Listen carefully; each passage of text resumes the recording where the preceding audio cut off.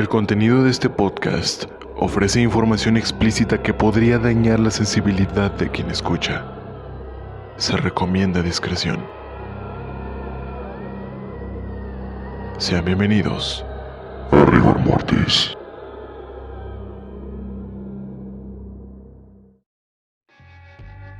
Hola gente, espero que estén muy bien.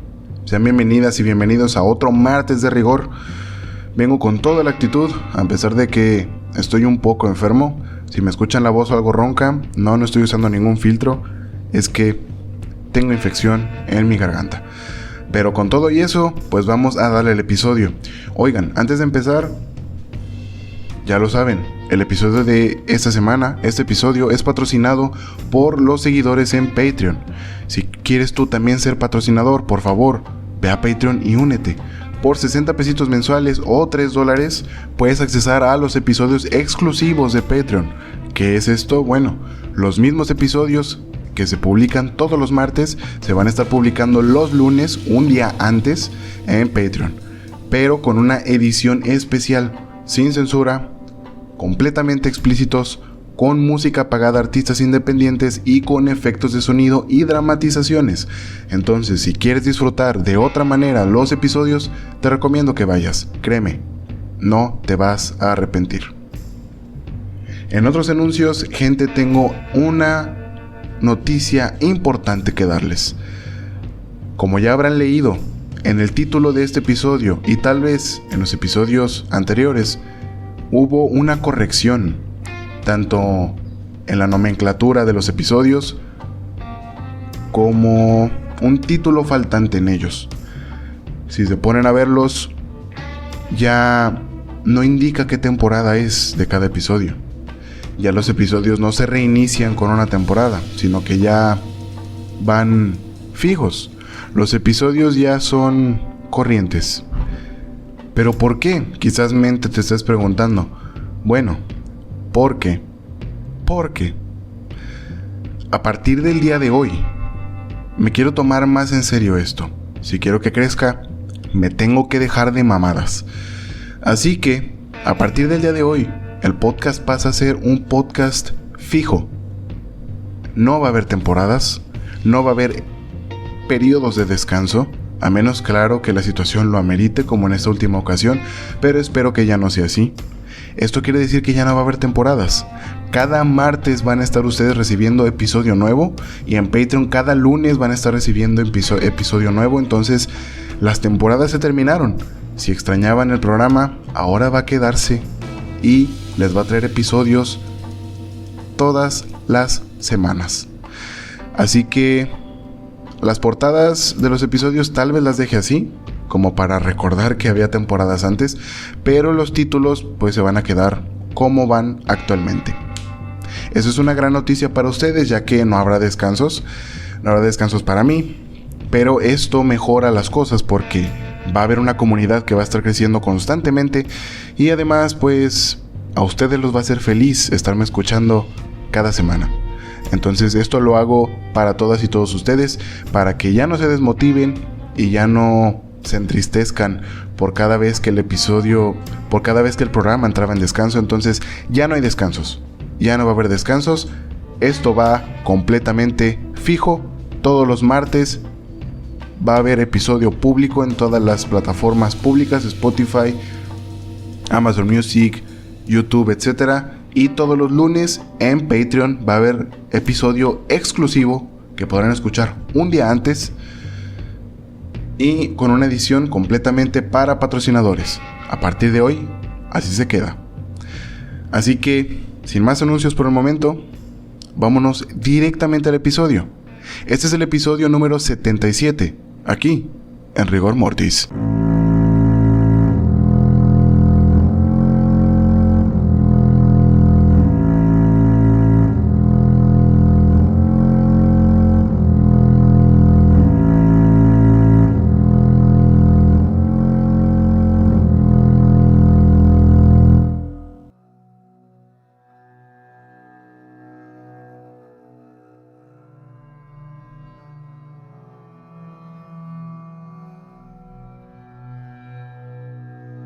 Cada país en la Tierra tiene sus historias, que de mencionarlas tanto y por tantos años, se comienzan a convertir en leyendas, en historias que pareciera que les van agregando más y más detalles mientras más pasa el tiempo.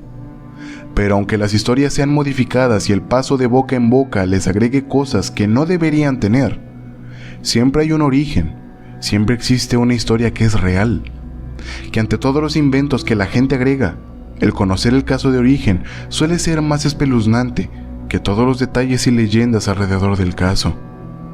Para este martes de rigor, llega al programa el misterioso caso de los niños del lago Bodom. El lago Bodom es un lago ubicado en Finlandia, localizado más precisamente a las afueras de la ciudad de Espoo, no muy lejos de la capital del país, Helsinki. El lago mide aproximadamente 3 kilómetros de longitud y 1 kilómetro de ancho. Es un lugar muy pacífico y además ofrece la opción de poder acampar en las orillas. Pero en el año de 1960, algo aterrador ocurrió en ese lugar. El suceso fue tan grande y tan sonado que el caso es, hasta la fecha, uno de los misterios más grandes y que hasta el momento no tiene una resolución clara.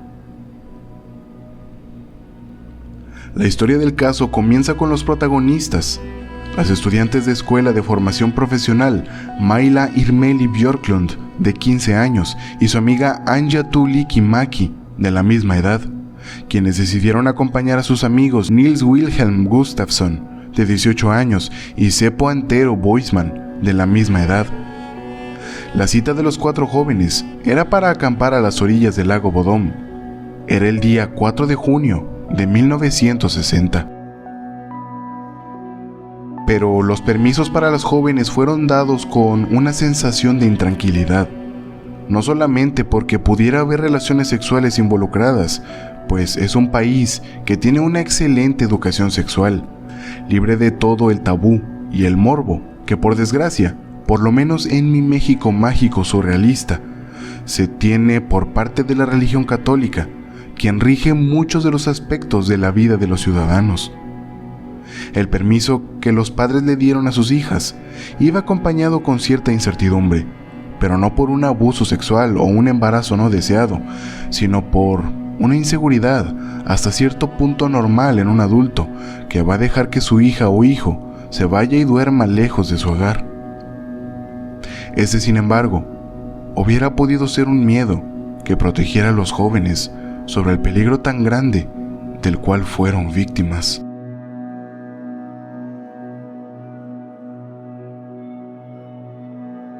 Pero aún con el miedo, sus padres dieron el permiso y sus hijas se fueron con sus amigos a bordo de sus motocicletas. Una vez llegaron al lugar, establecieron su campamento y su tienda cerca de una de las orillas del lago. Pasaron el rato conversando y luego se fueron a dormir alrededor de la medianoche. Sin embargo, después de solo un par de horas de sueño, el insomnio los despertó y en ese momento los 2 muchachos decidieron ir a pescar.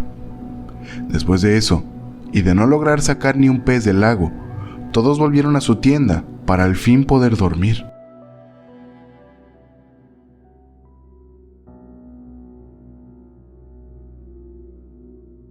La información a partir de aquí no es clara, pero el 5 de junio, a primera hora de la mañana, alguien atacó a los jóvenes, golpeándolos en la cabeza con un objeto pesado y contundente.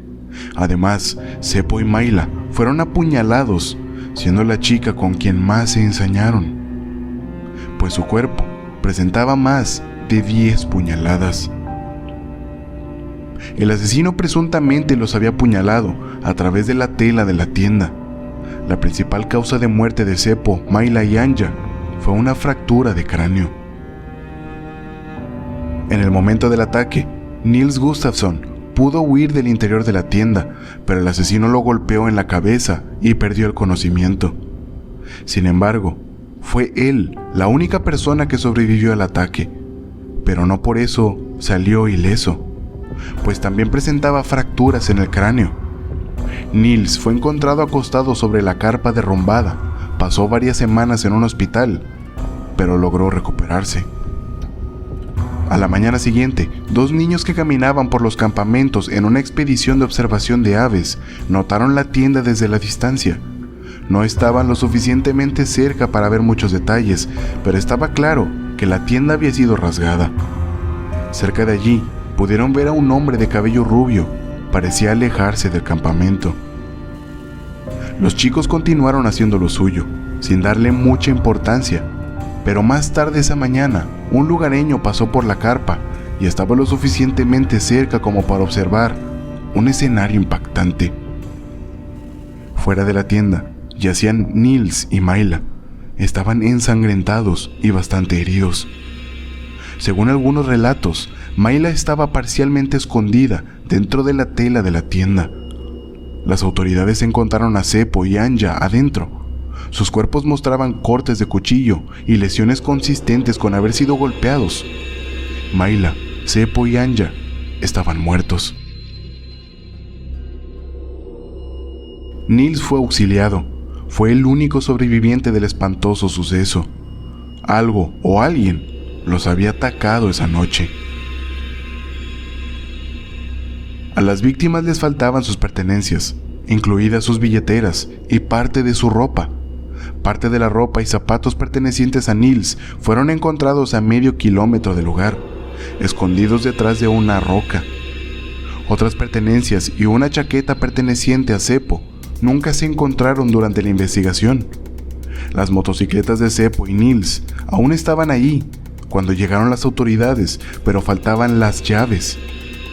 También se pensó que los zapatos de Gustafsson se habían perdido, hasta que los investigadores los encontraron aproximadamente a media milla del campamento. El arma homicida nunca fue encontrada. Niels les dijo a los investigadores que después de que se fueron a dormir, no podía recordar algo.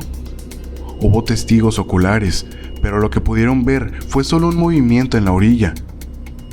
Olavi Kivilahti, de 14 años, vio a un hombre rubio con una camisa de color claro que pasaba por el campamento a unos 50 metros de distancia, pero Olavi padecía de miopía y no llevaba sus lentes, por lo que su visión, más que servir como prueba, fue algo que hizo que perdiera seriedad su testimonio.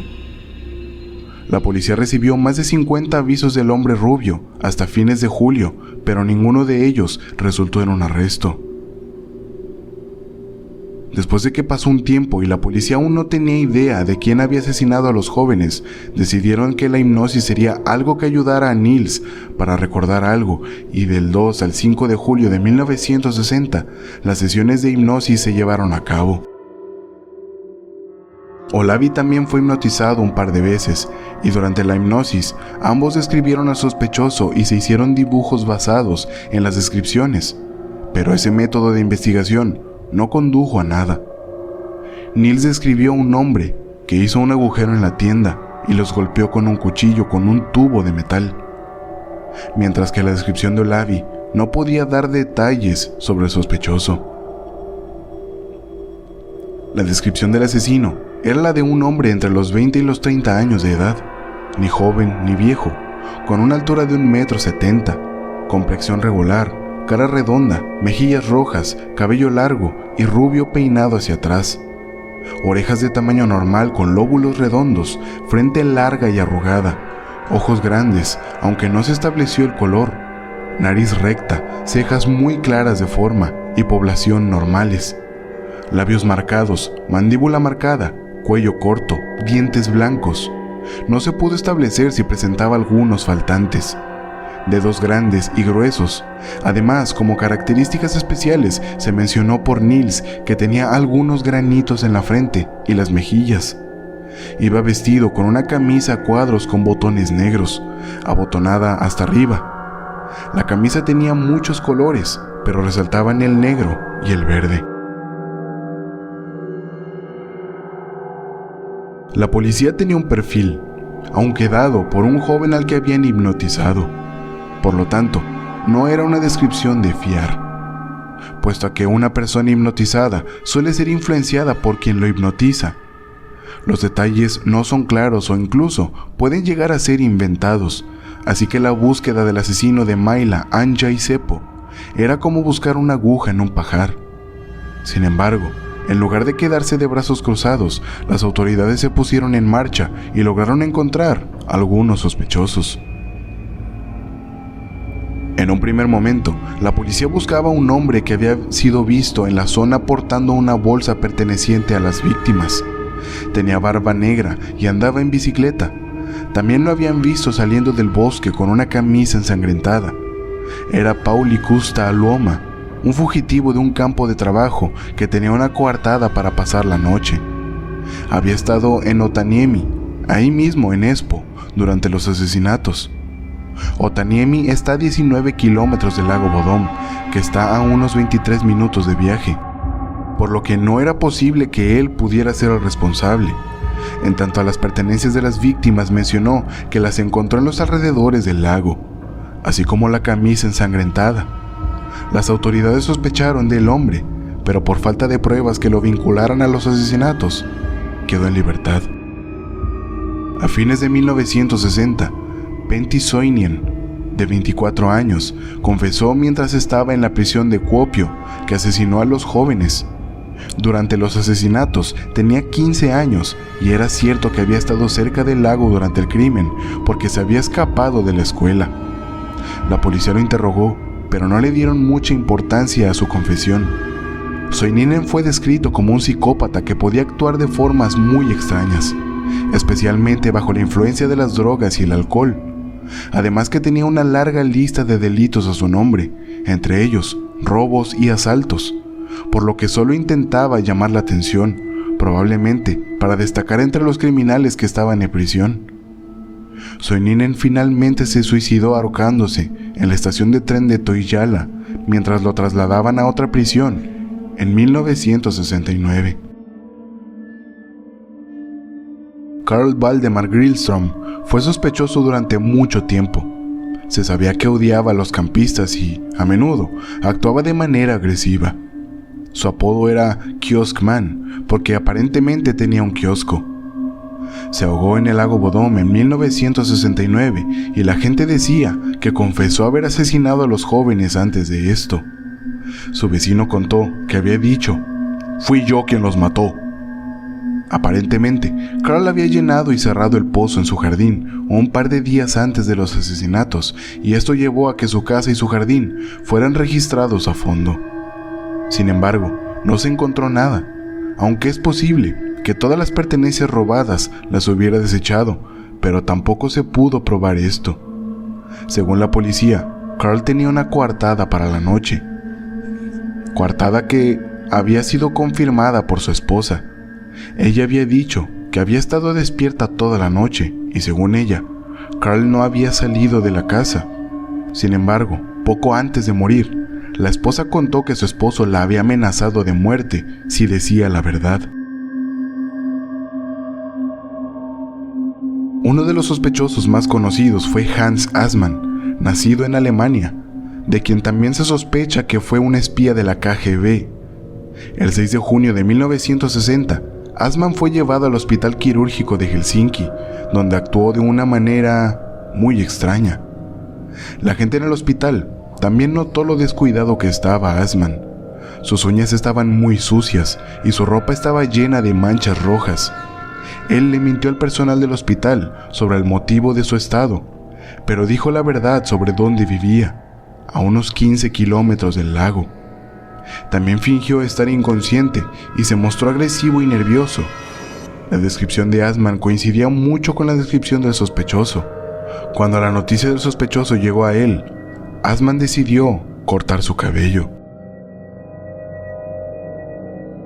Jorma Palo, quien en ese momento trabajaba en el hospital como secretario, estaba muy seguro de que Assmann era el asesino, y mucha gente del personal del hospital también estuvo de acuerdo con él. La policía se reunió con Assmann muy brevemente y no quiso hablar con el personal del hospital. Tampoco se llevaron la ropa manchada de Assmann para su inspección. El exinspector de detectives Matti Paularo también vinculó a Assmann con otros 5 asesinatos, entre ellos el asesinato de Kiliki Saari e incluso la muerte del ministro Pena Tervo. Assmann coincidía perfectamente con la descripción dada por Nils, Sin embargo, según la policía, el hombre tenía una coartada perfecta, pero no se reveló al público en ese momento porque de revelarla y de probar que Assman era el asesino, podría comprometer el futuro del juicio en su contra. Los documentos sobre Assman se hicieron públicos hasta el 2005. Según ellos, Assman había estado con su novia durante la noche. Vivía como subarrendataria. Su arrendador y su señora vieron a Assman sentado desayunando por la mañana. Los documentos verifican que el hombre de entonces 36 años pasó la noche en el departamento ubicado en Helsinki durante los asesinatos. Assman había tenido esa aventura durante años, pues tenía esposa. Assman durmió en la misma cama con su novia de 33 años. La puerta del dormitorio había estado abierta toda la noche y nadie hubiera podido darse cuenta si se había ido en algún momento durante la noche. Assman se despertó a las 9 de la mañana y a esa hora ya se habían cometido los asesinatos, siendo los primeros transeúntes los que se habían percatado de la carpa derrumbada. Según la policía, las manchas rojas en la ropa de Assman eran pintura que había usado en el trabajo. Jorma Palo fue quien sospechó que Assman era un agente de la KGB y que estaba siendo protegido, mientras que la policía declaró que los libros de Palo eran pura ficción. Durante décadas, el misterio del lago Bodom permaneció sin resolver. Mientras tanto, las pruebas de ADN se estaban convirtiendo en una forma viable de resolver a examinar tanto los casos actuales como los que continuaban abiertos, y se utilizaron por primera vez en la década de 1980. Pero Finlandia, con un solo laboratorio forense que atiende a todo el país, tenía poco alcance para centrar su atención en investigaciones antiguas, por lo que los asesinatos del lago Bodom no se revisaron hasta el 2004, cuando una nueva mirada a los zapatos de Gustafsson se convirtió en el punto central de una nueva ronda de acusaciones. Los científicos forenses del Laboratorio Criminalístico de la Oficina Nacional de Investigación del país analizaron los zapatos y encontraron sangre de las víctimas, pero sorprendentemente, a los zapatos les faltaba la sangre del propio Gustafsson. ¿Cómo pudo haber sido atacado junto con los demás si no estaba su ADN en sus propios zapatos? El hecho era muy desconcertante y las autoridades creían que la explicación era que él mismo había cometido los ataques y luego se había quitado los zapatos antes de agredirse de alguna manera para que pareciera que había sido atacado por un tercero. Los investigadores teorizaron que Niels podría haberse visto obligado a asesinar a los tres por celos. De hecho, alguien que se hospedaba en un campamento cercano la noche de los asesinatos testificó ante el tribunal que vio a Niels y a Seppo en una escandalosa discusión, y Gustafsson parecía estar muy ebrio. Quizás, pensaron los investigadores, Björklund había rechazado sus avances, o tal vez Gustafsson creía que Seppo se le estaba insinuando a la chica. Eso explicaría por qué Mayla aparentemente había sido apuñalada y golpeada con más frecuencia que los demás.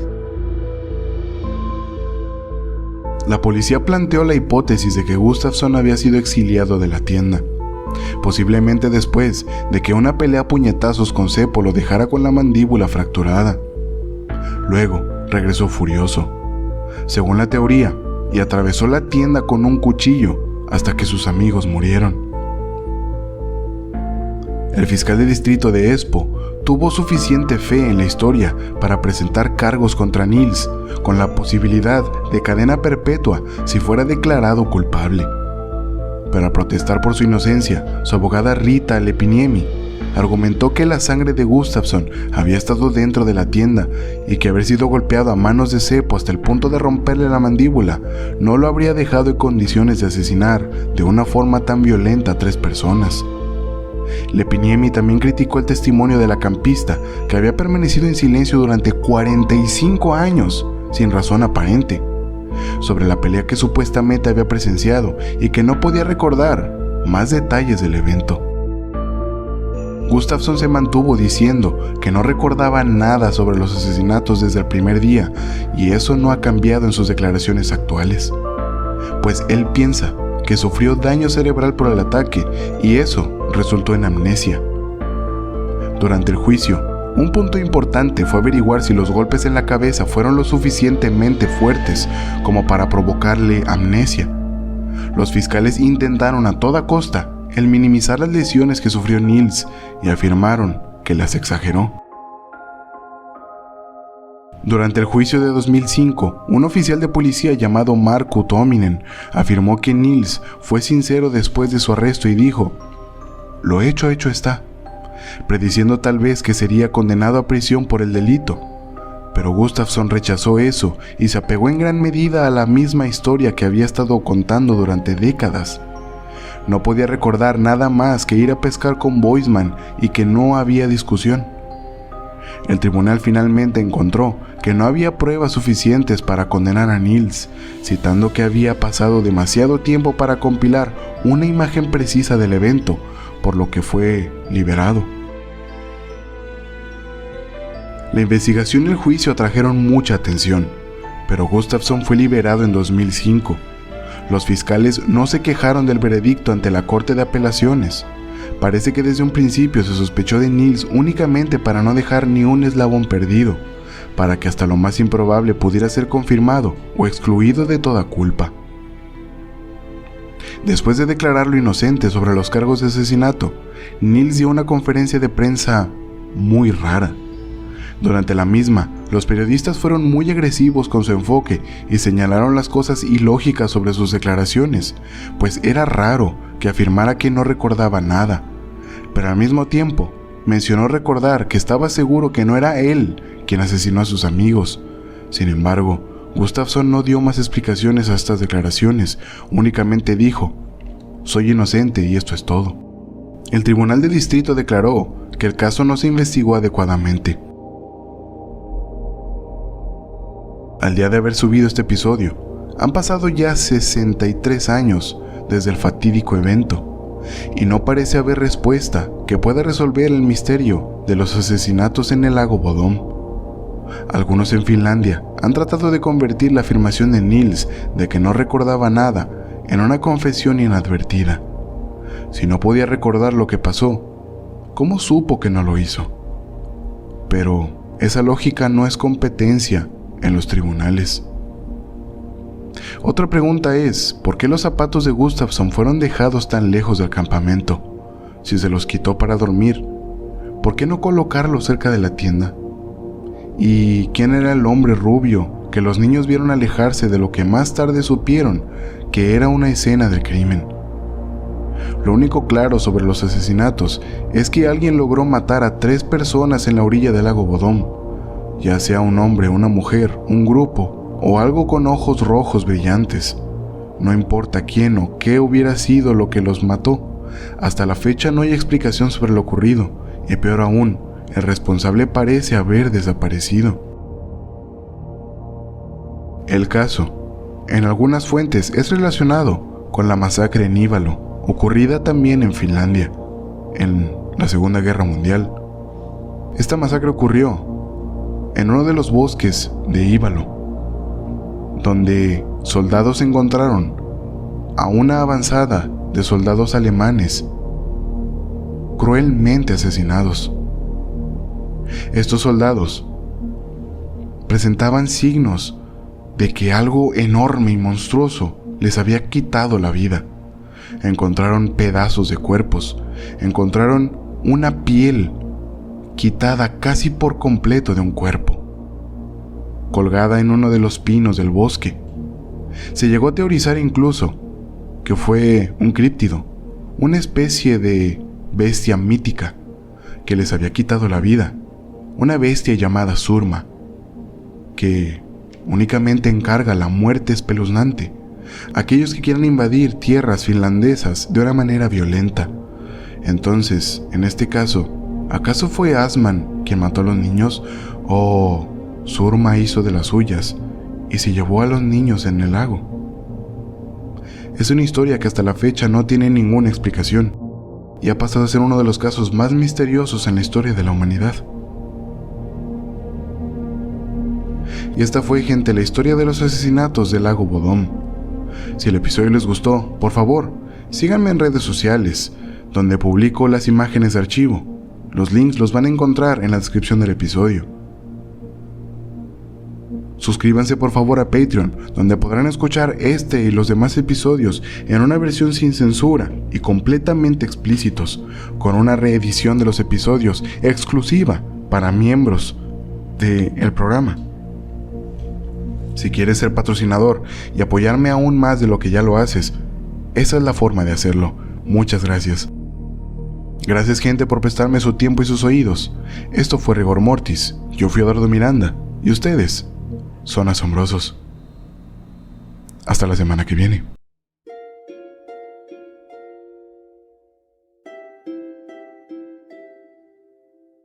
En el próximo episodio de Rigor Mortis. Empezamos nuevamente las grabaciones del episodio con un loco que se llevó mucha gente con ellos y un misterio sin resolver. Yo sé que les hace falta su dosis semanal de asesinos seriales. Es por eso que volvemos con un asesino, uno bastante sádico y uno que dejó una gran marca, no solamente en su país de origen, sino en todo el mundo. Si quieres saber de quién se trata, vuelve aquí la próxima semana.